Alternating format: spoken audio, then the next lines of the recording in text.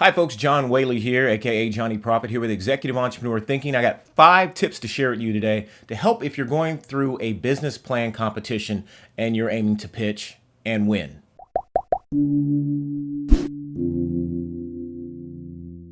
Many times I've been on business plan competition panels. And one of the things I've noticed over and over again is most people have the mechanics down. You know, they went on YouTube, they watched some videos on how to pitch your plan. They've talked to business advisors that said, here's how you pitch. They've done their homework on the process of pitching, like what to do with your PowerPoint, or how best to integrate your story and your value proposition, or how to be strong and bold when you're presenting to a panel. But somehow something's always missing. I've been on many business plan competition panels, whether it's Shark Tank version, community version, investor version, but I keep seeing the same things over and over again, and these are the things that we ponder when we're backstage. So here's an inside tip that you probably won't get. This is more of insight to give you an edge if you go about doing all the things you've probably already read and heard about. So I was at a business plan competition prep class a few weeks ago, and here's the thing, table by table, that I encountered that I knew was going to be problematic when it came time to pitch in the real competition. Explain to me exactly what you're going to do and for whom, okay? Define the problem in terms I can understand. Many times you get so caught up in the technical aspect of it that you make it really, really hard to understand just what exactly are you pitching, who's going to receive the value, who's going to actually pay you for it.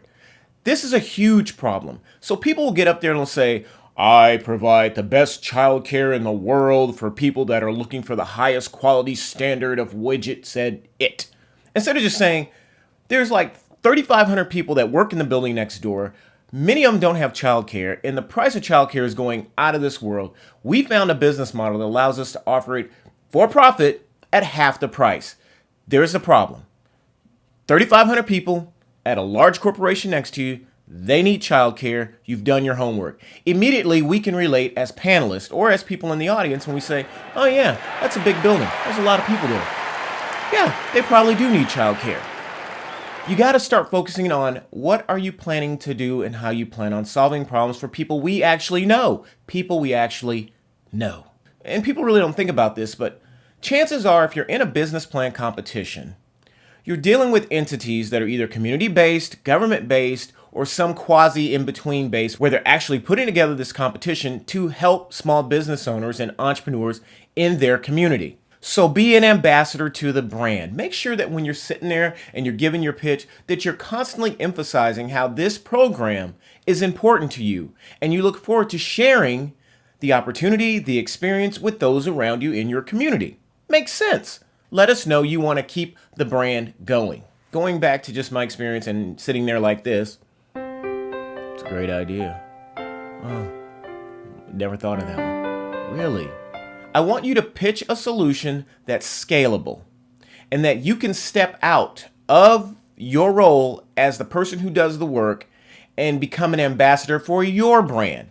So if I'm sitting there on the other side of the table and I'm listening and you're telling me how you're going to dig in deeper and you're going to go out and find more customers and you're going to do more work and you're going to work harder and buy more equipment to make sure that you work harder, you're losing me because you can't scale up. You can't amplify the money that you're about to receive in the open market. So one of the things I ask you to do is start thinking about how you can do the whole work on, not in, and all that kind of stuff with your business. In other words, how will the money that you receive help you scale up so that you can go out and be an ambassador for your brand? I don't care how confident you are, whether you need the money or you don't need the money, whether for whatever reason, make sure that the judges understand that you're going to push and you're going to make this happen regardless.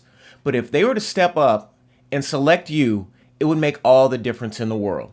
Way too often we get individuals that are way too confident. They have investors here, they're making money here, they've got clients lined up for days. Whether they win or not, they don't even need the money.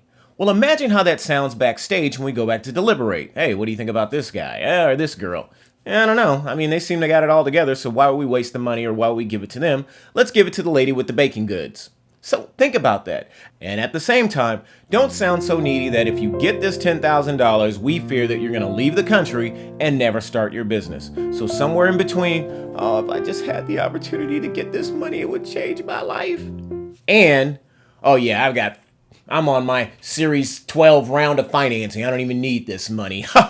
I'm just here because somebody told me I need to be in the business plan competition. So make sure you think this through and you find that fine line, okay? Understand who your judges are. You're in a business plan competition that's been promoted all over town, all through the radio. This is for people that go to community business plan competitions, usually held by your local college, local small business centers, local church, a lot of different organizations, the library system. They all host some type of small business competition to get people involved in thinking about, how do I start a business? How do I plan it? How do I make it work?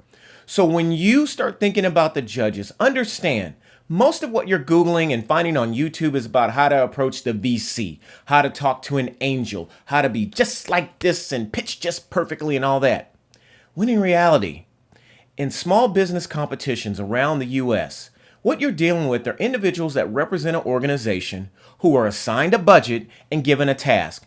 Go out and find companies that if we give a portion of our profits or our funding to that individual, they will go out and in most cases create more jobs and more economic activity. So when you're pitching, understand that the person sitting across from you may be there because they just want to help. So align your pitch to let them know that you want to help or that you need help.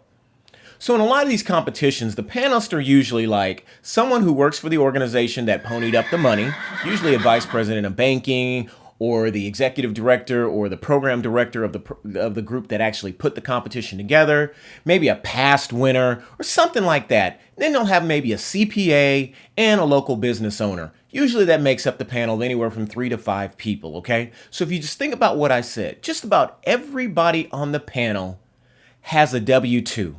And you're getting up there to pitch them on how you're going to be a 1099. In other words, you as an entrepreneur are trying to sell a bunch of folks who have jobs on why they need to give you money. So you need to be very cautious in how you come across, whether too optimistic or not. When you're dealing with your panel and you're working with them to help them understand how important it is that you need this money, that you remember, if it's a banker, they want to know about the numbers. They really just want to know about the numbers. If it's a CPA, what do you think they want to know about? I'll wait. The numbers. Okay, if you're dealing with the community executive director, the person who just wants to help, that have given their life to the nonprofit world in hopes of just helping one person succeed, that person is really, they enjoy the numbers and they want the numbers to make sense, but they also want to know what impact will you have in the community, because that's their job, to have impact. So when you're talking about your awesome business, whether you're selling lollipops or laying pipeline across the US, make sure that you have a part in your pitch or a tone in your pitch that lets them know, I want to pay it forward. I want to help. And then if you have small business owners on there and they just happen to own a business and they're tired and they're on the grind and they're doing this as, to give back, or they're doing this because it looks great on their website that they do pitch competitions, remember that these people are very practical. And I'm not going to say they're naysayers, but they're just very practical. So make sure you stay very realistic with your pitch when you're up there talking. And don't be too far over the top with how much you're going to help or too exact about your numbers, because we know things change when you actually own a business. So just keep that in mind. So I hope these 5 tips helped. They're kind of out of order, but it just happens like that. But I hope this is some insight to help you better understand that when you're pitching, it's more than just about the PowerPoint and the suit you have on and how well and articulate you stand at the front of the panel. It's way more than that. There's a lot of people skills stuff that goes on. There's a lot of soft skill information that is being communicated back and forth. And the ability to connect with each person on the panel is a surefire way to put you in that final cut for who gets to go on and who gets to go home. And remember, you can pitch all day for a business plan competition, but at the end of the day, your job is to go out there and make money. And always remember, when you decide to put your life on hold to go after a business plan competition, the opportunity cost can be huge, because the time you spend pitching and practicing and getting ready to go out and sell yourself to the panel, you could have been doing the same amount of work going after new distribution channels, new team members, new markets, new customers. So just keep that in mind. And I encourage you, do the business plan competition a few times, because you'll be around like-minded individuals. You'll have an opportunity to think things through, and probably be the only time you'll actually sit down, measure twice before you go out there and cut up a new business.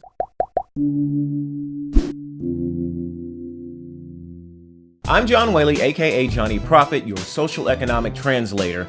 And if you have some input on what are the best things you think that should be done to get ready for a business plan competition, feel free to put them below. Also, I'd love for you to subscribe. We'll be back on air soon with Community Business Hour in the Houston market. But until then, please subscribe, let your friends know. Let's get the movement going. Executive entrepreneur thinking is about having the vision through your entrepreneurship, but having the ability to scale with your executive skill set. So with that said, cool. We'll see you, man. Like, I so didn't even notice the screen went black behind me, but subscribe. Go to eethinking.com for more information. Put your questions and comments below. If you have some incredible ideas that have worked for you when it came to winning business plan competitions, please feel free to comment below. Leave your link to your site. We love the feedback. We love the comments. All right, take care. See you next week.